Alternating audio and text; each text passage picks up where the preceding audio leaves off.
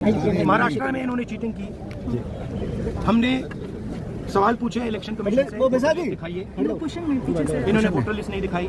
बिहार लोकतंत्र की जननी है और यहीं से लोकतंत्र अगर समाप्त करने का कोई प्रयास करेगा तो हम लोग चुप बैठने वाले नहीं। तेजस्वी यादव ने कहा है कि हम चुनाव का बॉयकॉट कर सकते हैं। तो सवाल यह है, आखिर विपक्ष को यह कहने की नौबत क्यों आ रही है? क्या दुनिया के सबसे बड़े लोकतंत्र में कोई इलेक्शन कमीशन नहीं बचा है? इस बार बिहार में ऐसा क्या नया हो रहा है जो बिहार की सियासत में गर्मी बनी हुई है? अजीत अंजुम की वीडियो के बाद देश में बिहार इलेक्शन को लेकर इलेक्शन कमीशन पर कई सवाल उठे। सवाल तो उठते रहते हैं, सवालों का क्या है? वोटर लिस्ट फिर से तैयार की जा रही है। विपक्ष कह रहा है कि SIR के नाम पर उसके वोटर्स को वोटिंग लिस्ट से बाहर किया जा रहा है। और अब तेजस्वी यादव ने ऐसा बयान दे दिया है जिससे न सिर्फ बिहार की राजनीति गर्मा गई है बल्कि पूरे देश में एक नई बहस शुरू हो गई है। तो क्या सिर्फ तेजस्वी यादव के कहने भर से बिहार का चुनाव रद्द हो जाएगा? क्या तेजस्वी के साथ साथ इंडिया गठबंधन भी साथ आने वाला है? क्या गठबंधन भी इशारा कर चुका है कि बॉयकॉट किया जाएगा? और क्या है चुनाव का बॉयकॉट करने का इतिहास? आजादी के बाद से अब तक कितनी बार और कहां-कहां ऐसा हुआ है कि चुनाव बॉयकॉट किया गया हो और चुनाव रद्द भी हुआ हो? ऐसी स्थिति में भारतीय संविधान में क्या प्रावधान है? क्या SIR की आड़ में कहीं नागरिकता पर संकट भी आ सकता है क्या? फैक्ट्स एंड फिगर्स के इस एपिसोड में आई विल एक्सप्लेन।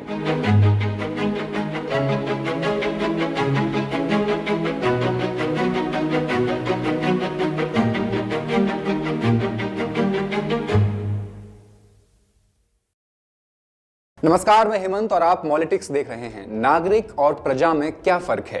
पुराने जमाने में जब राजा होते थे तो लोग प्रजा कहलाते थे। उनके अधिकार राजा की मर्जी पर होते थे, चाहे तो दे या चाहे तो छीन ले।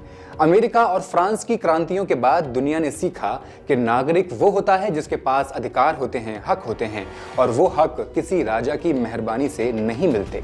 नागरिकता का मतलब है बराबरी, न रंग न जात, सबको बराबर का हक, और इसमें सबसे बड़ा हक है वोट देने का। दूसरे विश्व युद्ध के बाद पूरी दुनिया ने माना कि सभी को वोट देने का अधिकार यानी सार्वभौमिक मताधिकार लोकतंत्र की आत्मा है। अब अगर बिहार में ऐसा कोई सिस्टम लाया जा रहा है जिसमें नागरिकता साबित करने के नाम पर वोटिंग रोक दी जाए तो फिर ये लोकतंत्र नहीं, एक नए तरह की बहिष्कार व्यवस्था बन जाएगी। और इतिहास ने बार बार दिखाया है कि जब भी किसी देश में ये तय करना हो कि कौन देश का नागरिक है कौन नहीं, और ये काम राजनीति करने लगती है तो नतीजा बहुत खतरनाक होता है। अब बिहार में वोट देने से पहले नागरिकता साबित करने की शर्त कोई नया तरीका नहीं है। दुनिया में पहले भी ऐसे बहाने बनाए गए हैं जब कुछ लोगों को जानबूझकर वोटिंग से बाहर किया गया। सबसे बड़ा और खौफनाक उदाहरण है अमेरिका का, वो भी साउथ अमेरिका का। अमेरिका में 1865 में दास प्रथा या स्लेवरी खत्म हुई और 1865 में ही अमेरिका में गृह युद्ध छिड़ गया। उत्तर अमेरिका, जो उस वक्त रिपब्लिकन पार्टी के पास था, उसने स्लेवरी के खिलाफ लड़ाई जीत ली थी, और दक्षिणी अमेरिका, जो डेमोक्रेट्स के कब्जे में था, वो हार चुका था। इसके बाद अमेरिका में 3 बड़े बदलाव कर दिए गए। 13वां संशोधन यानी दास प्रथा खत्म। 14वां संशोधन, ब्लैक्स को पहली बार नागरिकता दी गई। 15वां संशोधन, ब्लैक्स को वोट देने का अधिकार यानी ब्लैक मेल्स को वोट देने का अधिकार दिया गया। 1873 से 74 तक आते आते अमेरिका के दक्षिण में 80 से 85% ब्लैक्स ने खुद को वोटर के तौर पर रजिस्टर करवा लिया था, यानी उम्मीद जगी थी कि अब सबको बराबरी मिलेगी। फिर आया बहिष्कार का सबसे क्रूर दौर। 1876 के बाद डेमोक्रेटिक पार्टी ने साउथ अमेरिका के राज्यों में फिर से सत्ता पकड़ ली। उनका सबसे बड़ा मकसद था ब्लैक लोगों से वोट देने का हक वापस छीन लिया जाए। अब यह सीधे सपाट ढंग से नहीं किया गया था। उन्होंने चालाकी से कहा, जो वोट देना चाहते हैं वो पढ़ा लिखा होना चाहिए, वोट डालने से पहले टैक्स देना होगा, और वोट डालना है तो ये कागज लाओ, वो कागज लाओ, ये डॉक्यूमेंट्स भी दिखाओ। अब सोचिए, ज्यादातर ब्लैक्स या तो पढ़ नहीं सकते थे या फिर उनके पास खाने के लिए पैसे नहीं थे, टैक्स कहां से भरते? नतीजा, 1870 के दशक में जहां 85% ब्लैक्स वोट डालते थे, 1905 तक ये आंकड़ा गिरकर सिर्फ 4 से 5% रह गया। Only 4% people. जी हाँ, अब ये सिर्फ 4 से 5% ब्लैक्स ही वोट डाल रहे थे। मतलब नाम के लिए नागरिक लेकिन अधिकार नहीं। सिस्टम ने धीरे धीरे उनका वोट छीन लिया। न कोई गोली चलाई, न किसी को जेल में डाला, 70 साल तक, 70 से 80 साल तक यहाँ लोकतंत्र का मजाक चलता रहा, करीब 1965 तक। और फिर जाकर अमेरिका में सार्वभौमिक मताधिकार लागू किया गया, जहां हर नागरिक को वोट देने का हक मिला, चाहे वो अमीर हो, गरीब हो, पढ़ा लिखा हो या नहीं हो। लेकिन हम ये सारी कहानी आपको क्यों सुना रहे हैं? अब सोचिए, बिहार में जो हो रहा है वो किस रास्ते पर है? अगर यहां भी नागरिकता साबित करने के नाम पर डॉक्यूमेंट्स की दीवार खड़ी कर दी गई है, दस्तावेज मांगे जा रहे हैं, अगर वोट डालने का हक सिर्फ उन्हीं लोगों को मिलेगा जो सिस्टम की शर्तें पूरी करें, तो क्या यह भी एक नया बहिष्कार युग नहीं होगा, अमेरिका की तरह? इतिहास हमें चेतावनी देता है। अब जो प्लान चुनाव आयोग बिहार में लागू कर रहा है, वो सुनने में आपको अमेरिका जैसा क्यों लगेगा, उसकी वजह भी है। अमेरिका में भी एक वक्त ऐसा आया था जब सरकार ने साफ कह दिया था, आपको वोट देना है तो पहले खुद ही साबित करो कि तुम नागरिक हो। और अब बिहार में भी यही हो रहा है। पहली बार ऐसा हुआ है कि वोटर बनने की पूरी जिम्मेदारी सीधे आम आदमी के सिर डाल दी गई है। लेकिन क्या हर किसी के पास वो डॉक्यूमेंट्स हैं जो मांगे जा रहे हैं? अब जरा बिहार की हालत समझिए। 2011 की जनगणना कहती है कि बिहार में सिर्फ 61.8% लोग साक्षर हैं, पढ़े लिखे हैं। अब बताइए, जिन्हें ठीक से पढ़ना लिखना नहीं आता, उनके पास न तो जन्म प्रमाण पत्र है, न पासपोर्ट, न मैट्रिक सर्टिफिकेट, वो दिखाएंगे क्या? यही डॉक्यूमेंट्स तो चुनाव आयोग मांग रहा है नागरिकता साबित करने के लिए। जो बिहारी दिल्ली, मुंबई, बंगलुरु, चेन्नई जैसे शहरों में चौकीदार, गार्ड, मजदूर या होटल में सफाई कर्मी की नौकरी कर रहे हैं, उनसे कहा जा रहा है कि कंप्यूटर पर जाओ, ऑनलाइन फॉर्म डाउनलोड करो, उसको फिल करो, सबमिट करो, स्कैन करके अपलोड करो। अब सोचिए, जिसके पास छुट्टी नहीं है, फोन में डेटा नहीं है और जो किसी दुकान पर भी घुसने में झिझकता है, वो ये सब कैसे करेगा? जो पढ़ा लिखा भी नहीं है, वो ये सब कैसे करेगा? अब अगर आप बिहार को देखें तो साफ दिखता है कि सबसे ज्यादा नुकसान दलितों, मुसलमानों और निचली जाति के ओबीसी तबकों को होगा। वोटर लिस्ट में ऊंची जातियों और अमीर ओबीसी का नाम तो रहेगा, लेकिन गरीब और वंचित तबकों के नाम कटने का खतरा बढ़ जाएगा। इसी तरह तो गड़बड़ी होने की आशंका बढ़ जाती है। इसी आशंका को देखते हुए तेजस्वी ने कहा है कि अगर सरकार साफ साफ जवाब नहीं देती कि वोटर लिस्ट में क्या गड़बड़ी की जा रही है, तो हम सोच सकते हैं कि चुनाव का बहिष्कार कर दें, मतलब वोट ही न डालें। अब जरा सोचिए, आज तक देश में क्या किसी भी राज्य में ऐसा खुलकर हुआ है कि पूरा विपक्ष मिलकर चुनाव का बहिष्कार कर दे? तो जवाब है हाँ, हुआ है। लेकिन ऐसा नहीं हुआ कि पूरा विपक्ष मिलकर बहिष्कार कर दे। बहिष्कार तो हुए हैं।